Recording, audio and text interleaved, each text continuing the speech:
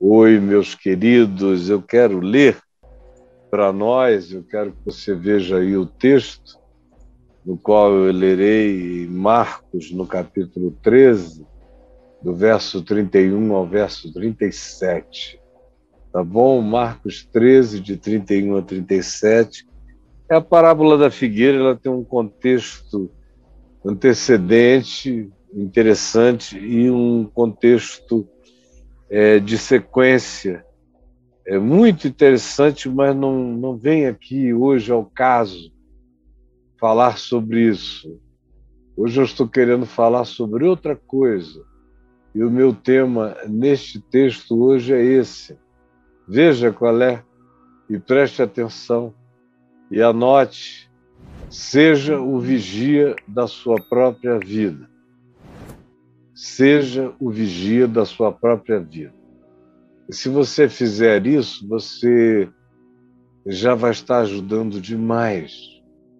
Aí você se pergunta, ainda há pouco você não citou na introdução deste papo de graça que Caim é que não queria ter nada a ver com o cuidado da vida do seu irmão e perguntou a Deus, quando Deus lhe perguntou, Caim, Caim, aonde está o teu irmão?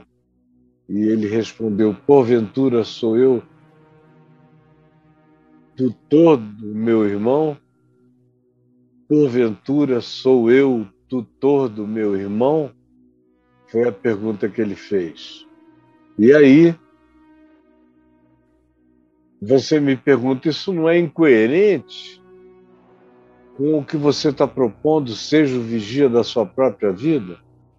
Eu sou o tutor do meu irmão, no sentido de ajudá-lo, de avisá-lo, de instruí-lo, respeitando o limite da liberdade que ele me dá ou da privacidade que ele quer ter, ou da caminhada que eu tenho com ele, ou da atitude dele de dizer, olha, chega, para mim tá bom, não precisa falar mais nada a esse respeito, e eu não falarei mais completamente coisa nenhuma a esse respeito, a menos que seja algo que violente a minha própria noção de etiqueta relacional, porque a pessoa se tenha posto diante de um perigo real e iminente e que, se eu não estender a mão para a ignorância dela e não acender uma luz na treva dela,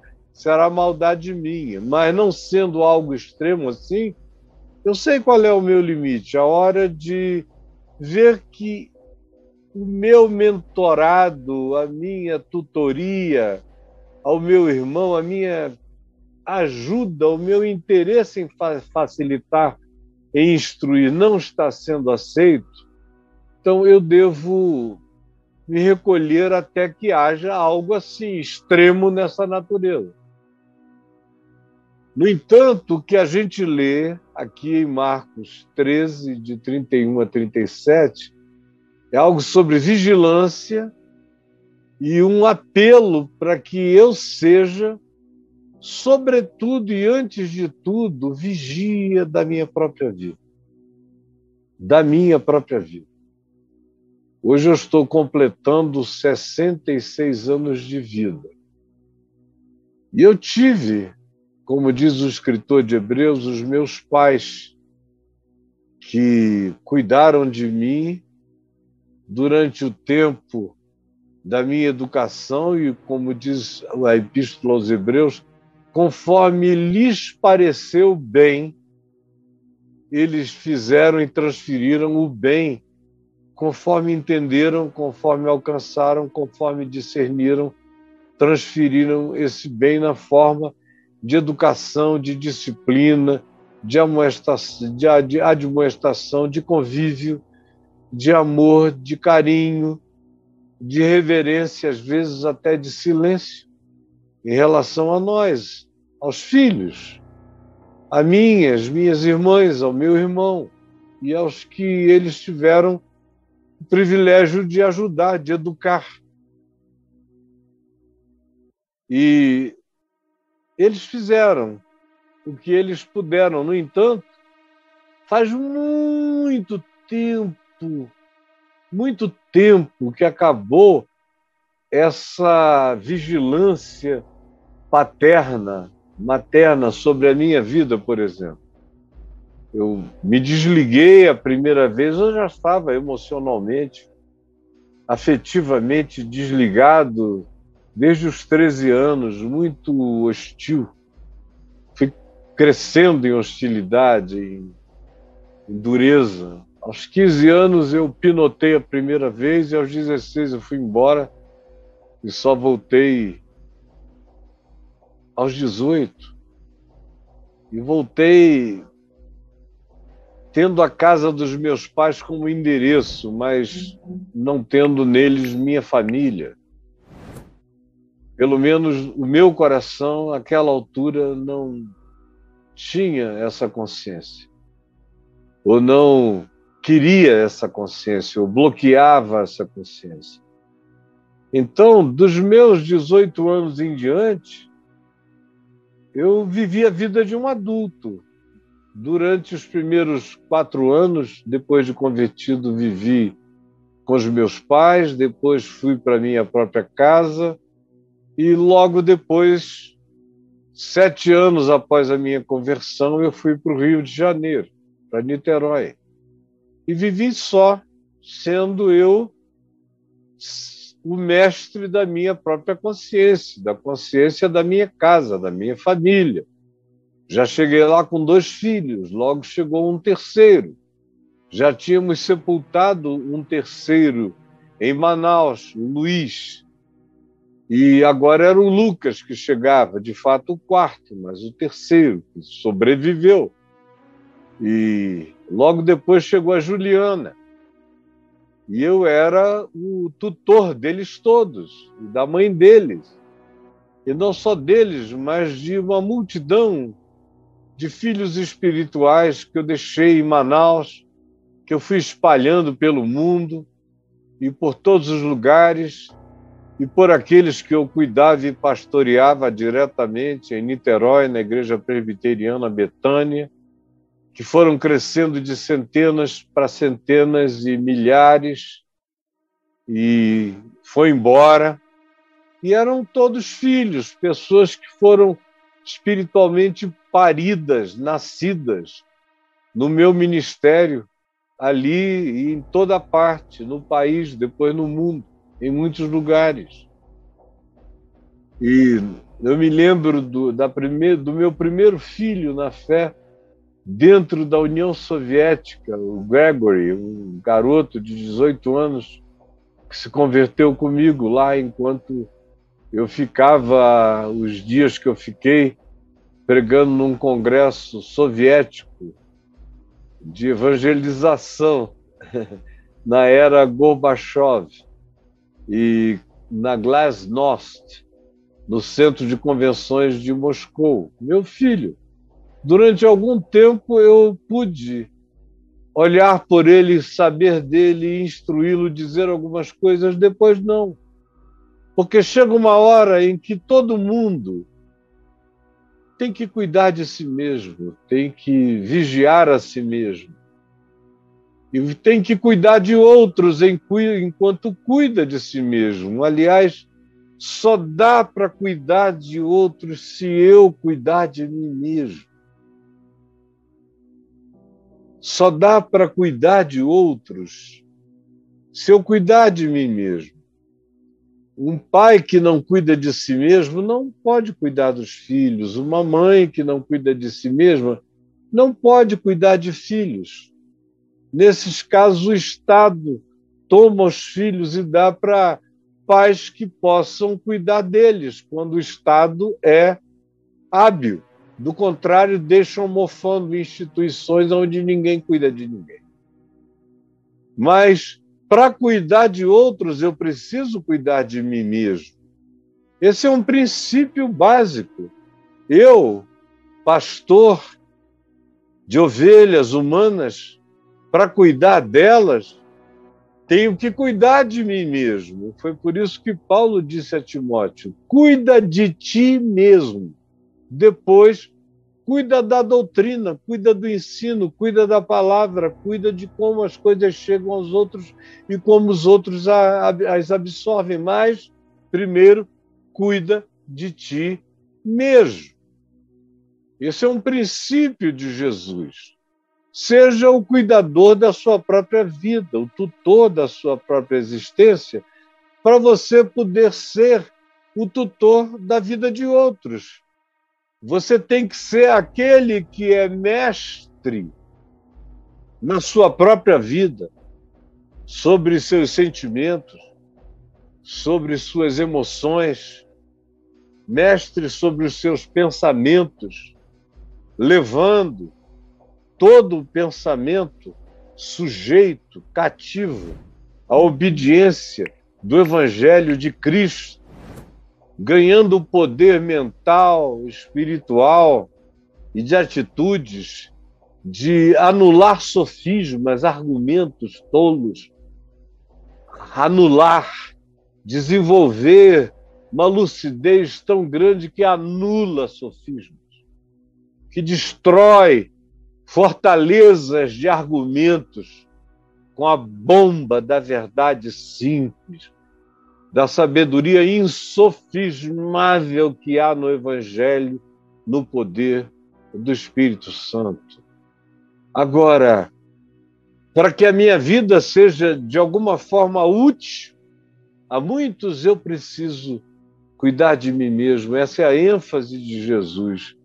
Aqui em Marcos 13, de 31 a 37, é vigia, vigia, vigia. Seja cauteloso, preste atenção.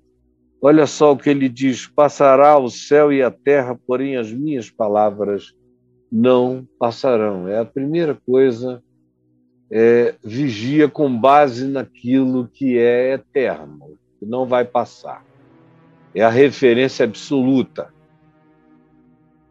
Aí ele continua, dizendo: passará o céu e a terra, porém as minhas palavras não passarão. Mas a respeito do dia ou da hora em que ele virá, ele diz: ninguém sabe. O que a morte, por exemplo, virá, ninguém sabe. Nem os anjos no céu, nem o Filho, senão somente o Pai.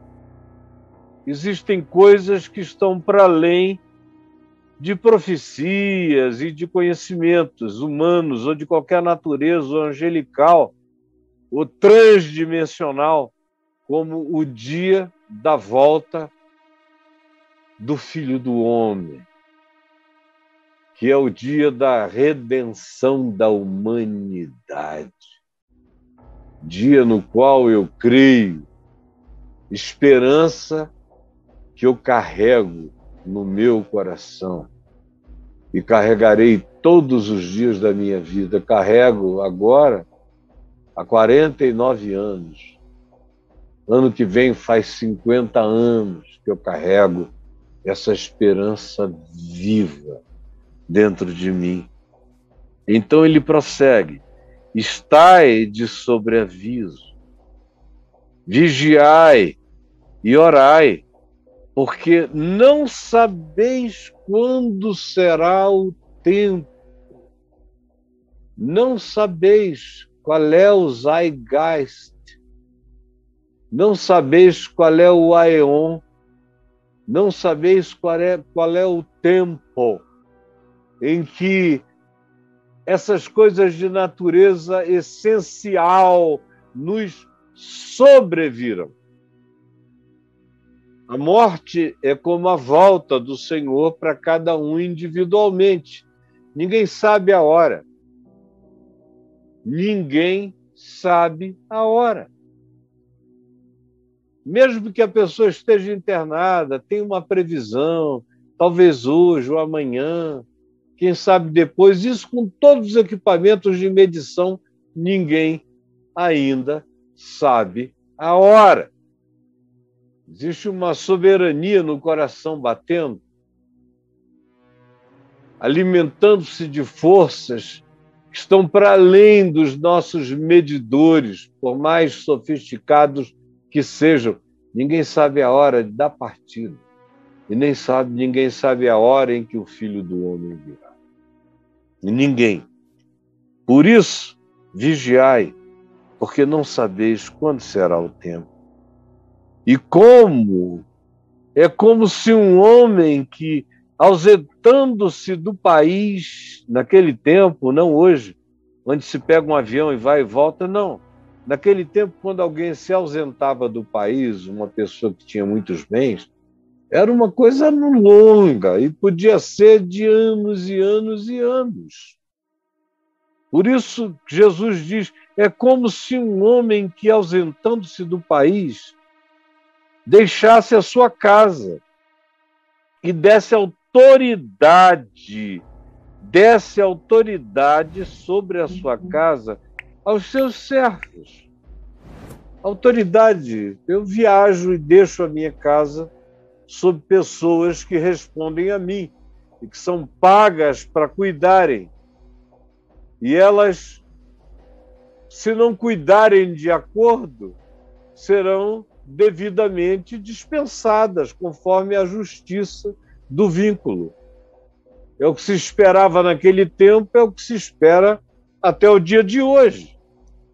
Então se diz, ele dá autoridade a esses sobre a sua casa. A cada um ele dá a sua obrigação. Você cuida disso, você cuida daquilo, você cuida daquilo outro. Mas cada um tem o seu dever durante essa ausência, durante essa espera, enquanto se aguarda o Filho do Homem. É como se um homem se ausentasse e desse autoridade, e a cada um a sua própria obrigação durante o interregno, durante esse tempo, quando ele não está aqui, mas ele virá ou nós iremos para ele, ou ele virá para nós, de modo que essa é uma parábola para hoje, para agora, para esse tempo em relação ao qual ninguém sabe o tempo, nem de ir para ele, nem de quando ele vem para nós. A gente não sabe o tempo. E então ele diz, dá tarefas a cada um segundo a sua obrigação, e ao porteiro ordena que vigie. Tem algumas pessoas que têm essa função do porteiro, do atalaia, do guarda noturno, que fica andando em volta da cidade antiga. Hoje em dia, essa imagem é distante, mas para alguém que já viajou o mundo e conhece cidades amuralhadas, ainda existe esse rito dos guardas terem as suas lâmpadas, os seus postes, iluminando e rodando em volta da cidade amuralhada. Como hoje se tem, especialmente em cidades pequenas, os guardas, as patrulhas, vigilantes que rodam. Aqui onde eu moro, há vigilantes contratados na Redondeza. Desde que a gente mudou para cá, eu e minha mulher ouvimos o assovio do apito deles no meio da madrugada. É gostoso, é quase romântico, é bucólico o apito deles, de quem vigia. A alguns, ele deu a incumbência de serem porteiros, de serem esses que ficam à porta, vigiando o que está acontecendo. Desde bem jovenzinho, eu sinto que ele me disse, fica de porteiro. Fica. Não é de fofoqueiro, é de porteiro. É para ver quem entra, para ver quem sai, para ver quem está precisando de alguma coisa, quem cai à porta, quem precisa ser socorrido, porque o porteiro é um socorrista que ajuda, que cuida, que garante a segurança, que facilita. Pelo menos foi assim que eu me ofereci a Deus e ao próximo até o dia de hoje, na minha passagem pela terra. Ordena ao porteiro que vigie.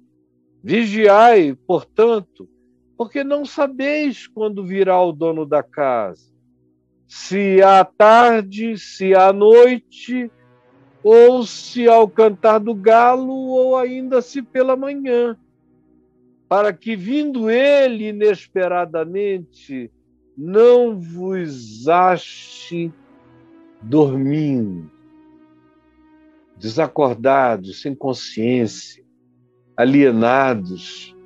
Não, não é bom ser encontrado assim.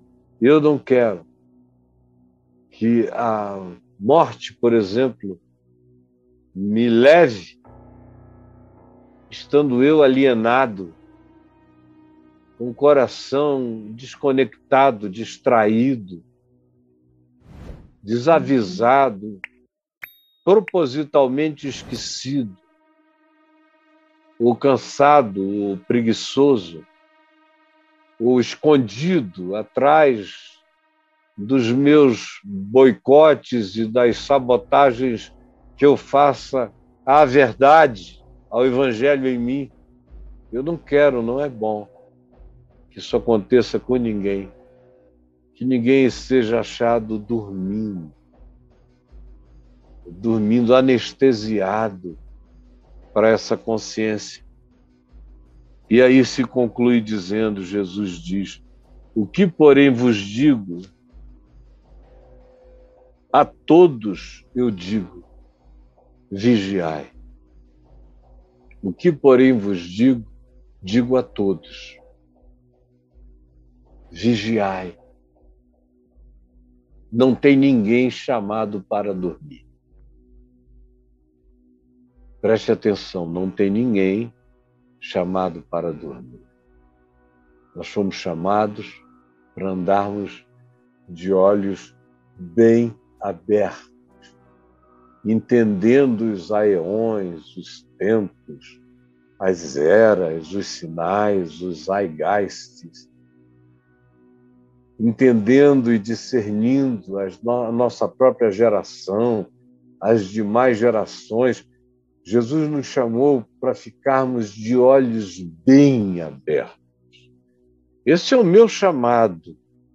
Se eu me sinto responsabilizado como um porteiro para ficar atento, para vigiar as noites na escuridão do mundo, é de olhos bem abertos que eu tenho que estar. Agora, se você acha que o seu chamado é numa outra perspectiva, no entanto, ele diz, é também de olhos bem abertos que a gente tem que estar. E agora, para concluir, eu quero sinalizar 3 coisas que eu quero que você guarde. Seja o vigia de sua própria vida. Em primeiro lugar, guarde, sabendo que ninguém sabe o dia. Conforme o verso 32, mas a respeito daquele dia ou da hora, ninguém sabe. Nem os anjos, nem os seres transdimensionais, nem os anjos, nem essas criaturas, nem mesmo o Filho do Homem, esse que, sendo Deus, não ousou como usurpação ser igual a Deus, antes a si mesmo se humilhou e tomou a forma de servo e foi reconhecido em figura humana e que foi obediente até a morte, morte de cruz, que a gente conhece pelo nome de Jesus. Nem ele, antes da fundação do mundo, nem ele em qualquer outro tempo, nem ele jamais quis ser o conhecedor dos mistérios inescrutáveis do Pai, da existência. Nele habitam todos os tesouros da sabedoria e do conhecimento, todavia, se diz, e ele diz, que sobre aquele dia, sobre aquela hora, sobre certos dias, sobre certas horas, nem anjos, nem ele, nem você, nem ninguém conhecem aquele momento. É absolutamente pessoal quando acontecer, mas ninguém é informado. Por isso, cuide da sua vida, vigie seu próprio coração, sabendo que ninguém sabe o dia. Eu faço isso, questão de dizer isso, no dia do meu aniversário. Supostamente cada um sabe o dia do seu aniversário. A maioria de nós sabe o dia do seu aniversário, mas nenhum de nós sabe o dia da sua partida. A segunda coisa que eu quero que você guarde, e guarde fundo dentro de você, é simples também. Cuide e vigie sua própria vida, sabendo que vigilância é um estado existencial quando se trata do Evangelho. Cuide e vigie da sua própria existência, sabendo que vigilância é um estado existencial permanente no Evangelho. É o que está dito aí nos versos 33 a 35, quando se diz isso: estai de sobreaviso, vigiai, ninguém sabe o tempo. Ele foi e nos deixou com serviços, com dons, com dádivas para que a gente se entregue à vida, diz o verso 34, cada um conforme o dom que recebeu. E o verso 35 diz: ninguém sabe quando virá o dono da casa. Em nenhuma estação, em nenhuma hora, ninguém. Então, cuide de você mesmo, vigie no seu próprio coração, porque os maiores perigos não habitam fora de você, nem estão presentes na vida do seu irmão. Os maiores perigos habitam o seu coração, o meu coração. É aqui que habitam os grandes perigos. Eu estou ficando velho e eu sei de onde vêm os grandes perigos para mim. Não vem de nenhum lugar no mundo. Não tem nenhuma geografia na Terra, não tem nenhum prostíbulo, não tem nenhum cassino, não tem nenhum banco, não tem nenhuma festa de ricos, não tem nenhum prestígio, não tem nenhuma sedução de status, não tem nenhum tipo de glamour, não existe nenhum tipo de sedução, sinceramente, que me abale. Eu não tenho fascinações. Sou um indivíduo que fiquei blasé para a maioria das coisas que deixam as pessoas deslumbradas. Não tenho mesmo. Já tive, já destive, já cansei, já me nauseei, já tudo a respeito de qualquer coisa.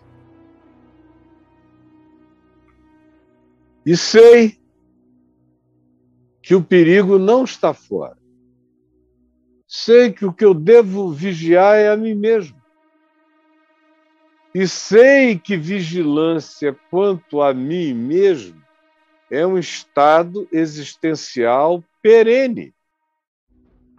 Eu não tenho que vigiar a vida de ninguém. Se eu quiser ser um porteiro da vida, um porteiro do bem, um porteiro que ofereça segurança, antes de tudo, eu preciso vigiar as portas do meu ser, as portas da minha boca, as portas dos meus pensamentos, as portas das minhas emoções, as portas dos meus sentimentos, as portas dos meus potenciais delírios. Eu tenho que vigiar a porta do meu coração. Eu devo ser o porteiro do meu coração, o anjo da guarda da minha própria existência, se eu quiser ajudar a guardar a vida de quem quer que seja, eu preciso ser o vigia do meu próprio ser, sabendo que vigilância é um estado existencial perene em mim. E em terceiro lugar, eu quero que você anote, guarde no seu coração, vigie sua própria vida, sabendo que essa advertência é para todos. Como diz o verso 37, o que eu vos digo, todavia digo a todos: vigiai, vigiai, não tem ninguém que não esteja recebendo esse mandamento. O que eu vos digo, e digo com esse peso, todavia, digo a todos os que ouvirem a minha voz, a todos que, porventura, ouçam a minha voz e digam que a minha voz é para eles, é para elas, a todos eu estou dizendo a mesma coisa. Só aquele que nada sabia é que pode nada saber, mas aquele que soube não tem mais o poder de nada saber. Houve o dia em que você não sabia, agora você sabe. Não adianta tentar não saber o que você sabe, por isso ele diz: o que eu vos disse, não disse para um grupo de especiais, o que eu disse, se alguém ouviu, eu disse a todos. Disse a você: cuide da sua vida, meu filho, minha filha. Literalmente a palavra é essa: cuide da sua vida. Normalmente isso é dito quando alguém é um mexeriqueiro, fofoqueiro, intrusão, e aquele cara espaçoso, que se mete em todo lugar, aquele molusco social, molusco eclesiástico, molusco invertebrado que entra, que se mete, que bota o olhão, enxerga, volta, conta. Não, não é disso que se está falando. Jesus está falando daquele ato de amor, de cuidar de si mesmo, e porque aprendeu a cuidar de si mesmo, pode ajudar alguém, mas só nessas condições. Do contrário, a ordem é: deixai-o, deixai-o. Ou como diz Paulo, o teu irmão tem um Senhor nos céus, e é o mesmo que é o Senhor da tua vida. Cuidado. Para isso, ele cai, para isso ele fica de pé, e se é assim, é na presença do Senhor que ele está. Se você não tiver amor para dar, não se meta. E se você não estiver cuidando da sua própria vida com amor e respeito, não se meta. Você entendeu? Seja o vigia, o cuidador da sua própria vida. Seja o tutor do seu irmão, porque você é o tutor do seu próprio ser, com cuidado e amor e reverência. Não como Caim, que matou o seu irmão. Quem é tutor da sua própria alma e cresce em amor maduro, que não agasalha espírito homicida como o de Caim no coração, esse pode ser o tutor do amor, do bem, do cuidado na vida de todos, sabendo que aquilo que o Senhor diz, quando diz vigiai, ele não diz para eu dizer para os outros, ele manda que eu diga o tempo todo a mim mesmo, porque esse é o cuidado com o qual eu devo viver nessa existência. Jesus, que essa palavra chegue ao coração de muitos, chegue, alcance, e vire ao contrário, e corrige, admoeste, e exorte, e perturbe para a vida, perturbe para a mudança. É o que eu te imploro que aconteça. Em teu nome. Amém e amém.